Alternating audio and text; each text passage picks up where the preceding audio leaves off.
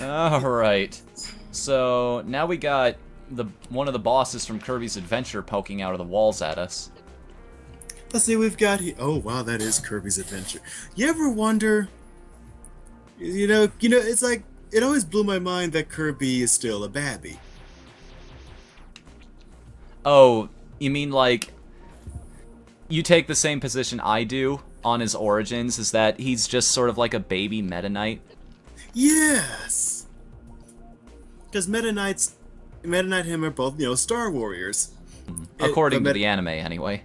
Yeah, but Meta Knight's clearly more older and more experienced, and Kirby's, well, a babby. So I'm thinking, later Kirby could apprentice under Meta Knight until he become, well, another Meta Knight. Well, I don't know if Meta Knight's just chosen his profession and he still has Kirby's ability to absorb other people's powers. It's like he gave it up so he could specialize in the sword, or what? Actually, if you play Return to Dreamland, he's kind of got a combination of powers. He's got a little bit of wing with obviously the sword power as well, but... Exactly. So maybe someday Kirby will just specialize in 2 special powers and he won't have to worry about anything else. Also, I think we've reached the bottom of the map. Huh. Like, this is where the lava ends, it looks like.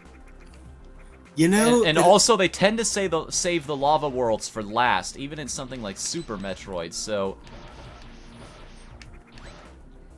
It does make you wonder about... It does bring it that... It does remind you that even it does provide a weird reminder in that, yes, this is an open-ended world, but there are still limits to it, and it's always shocking when those limits appear.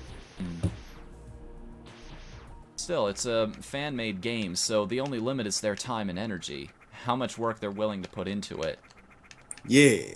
Alright, 6 Metroids in this area, and we've already found the location of one of them.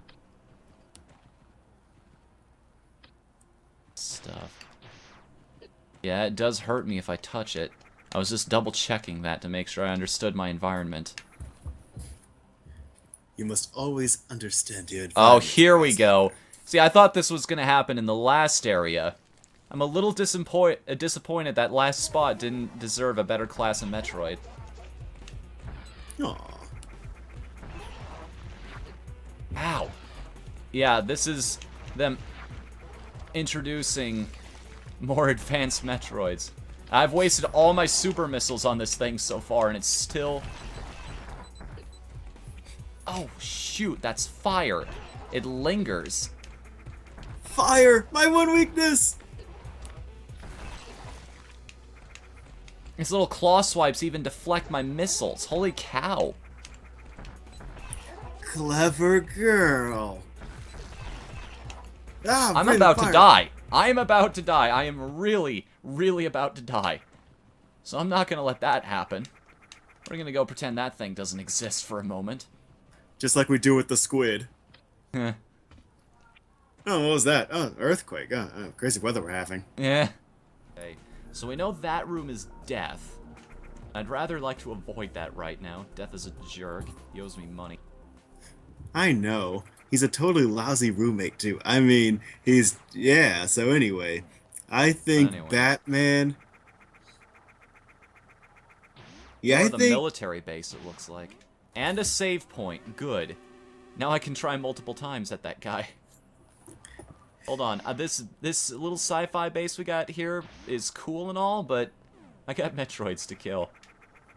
Gotta figure out how to do this. It also revives an earlier rant we lost, like all of them. So, honestly, it'd be cool if exploring that base in the darkness with, only the character being the only source of light. It'd be cool if that's where they introduce a survival horror mechanic. Huh. I mean, Metroid isn't a stranger to horrifying enemies and creatures. Phantoon is one. Nightmare we already talked about in a previous episode. Yeah, I think it'd be cool if, you're wandering around the base. It would probably help if I don't get destroyed by every single attack this thing throws at me. it'd be Just a cool if, little bit. be cool if, you wander the base and you just see more telltale signs of just dead soldiers and some horrible monster lurking by. You just see the thing in silhouette on occasion. Yeah. That'd be pretty sweet. Holy cow! Stand still and let me shoot you, you bastard. Also, this comes back to a couple of games I played as a kid. So, There we go. It's easy when you're actually trying. And when you know what to do. That also helps somewhat. because you know what this level reminds me a lot of? What? There was a Lost World video game for PlayStation 1 where you start off playing as one of the little green Compsognathuses, or Compies for short. Mm-hmm. They're these little green dinosaurs that in the movie just swarm you like the Zerg and just devour you like piranha. Well, they're pack hunters is the thing. That's their whole shtick, is they're so small that they've learned to stick together to take down larger prey. Like children, which they do. And just Yeah, like children, they can smell your fear. Exactamundo. Now, here's how that movie starts off. So this little girl with her rich family, she goes off and sees one of these things approach her. She gives it food. Which Well, is because something it's small and it's cute. Exactly. But then all of its friends, all of its little brothers and sisters smell food as well, and they all just kind of jump up and start, swarming her. And the parents show up and they're like, "Oh my God, our child is almost dead." So, it's stated that she will survive, that she's just being hospitalized. But Was that just you're wondering if that was just a PR move to try and convince him to get onto his side, or? probably. Because those things are probably just horribly deadly, and they probably all have like little septic bites and everything. But the reason I bring that up is because that's the first character you play as in the Lost World PlayStation 1 game. A Compsognathus, only one of them, not many of them. I think it'd be cool if you get to co-op with a bunch of friends and just swarm people, but that's just me. Huh. It actually would be kinda cool. Like, sort of pull a Kirby Mass Attack. Exactly. It's not a concept that hasn't been done before. You might need to have one as the commander, kind of like in a Pikmin style type game. Oh, definitely. No, I'd love a Pikmin with dinosaurs. You get to upgrade, you go from compies to raptors, that'd be great. But I tell you all this because as the game progresses, the game is very much like half of a Metroidvania. It's a side-scroller adventure with limited access to the entirety of the level, but a lot of the levels are very much like caverns and caves and cliff sides because you're on Isla Sorna, you're on an island full of dinosaurs. It's a jungle. There's your level designs. Mm-hmm. But again, I bring this up because much like that thing you fought a while ago, all of the specialized enemies are hard as fuck. Hmm. Because I don't know, like, because again, this was back during that weird era of where you design the game to be exceptionally difficult just to stretch it out a bit more. It was part of the replay value. And back then, games were just harder in general, I've noticed. Like, even Kirby's Adventure was specifically designed to be a game for beginners, which, if you go back and play that game, it's the hardest Kirby game in existence by far. Exactly. Oh, exactly. That game's fucking hard. The Lost World, I haven't played the Kirby one, but I bet you that's fucking hard too. It is. Yeah. So yeah, this game.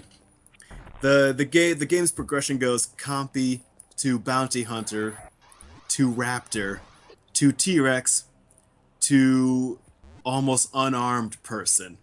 Because difficulty curbs be damned. Even when you're the T-Rex... Quote-unquote, going up the evolutionary chain. Exactly. Even when you're a T-Rex, the game is bloody hard. It's more difficult than it deserves to be. Like, I've seen people speedrun the game and do well, but they clearly have the experience to. Because, like, for example, you're thinking you're a T-Rex. Nothing can touch you, right? Well, if everything Zerg rushes you, that sure can. Like, your first enemies are a pack of raptors, and they just come at you from everywhere. Just front to side, and as a T-Rex, you can't turn very quickly. So by the time you quarter turn to deal with one raptor, two show up behind you, then three, then four. Before you know it, your health is gone. And I'm the glad. same with I'm glad that in most cases we're fighting the Metroids one at a time. oh Most exactly. cases being the key word here. And it's like, you know how you fought that one thing, how it just kept ramming and shooting, and then ramming and shooting, just backing you into a corner till you just died of exhaustion? Yeah, and That unlike the T-Rex, Samus is actually maneuverable enough to make that work. exactly, but not in this game. You you just like you, another like as the T-Rex. Oh, Oh, I get it. yeah. Interesting. Oh. That's sort of using darkness in a very particular way. There's another level with the T-Rex where you fight up against a Stegosaurus. You're thinking, it's an herbivore, I can take this. All I gotta do is bite down on the head. You bite down on the head, chew a bit, and then let go for some reason. Then Because video games, right? and then exactly, then it turns around and uses its deadly spike tail on you, which takes a quarter of your health with one swing, because dinosaurs. So, and then you're thinking, and so then it keeps backing towards you ass first to keep killing you. So you think, okay, I'm going to have to beat a hasty retreat into another one. Yeah, again, the game just delights in your punishments. At least here, you're just dealing with one Super Metroid, and you have enough room to maneuver. Not in the Lost World. There You we deal with go. you deal with one hell, you get more hell.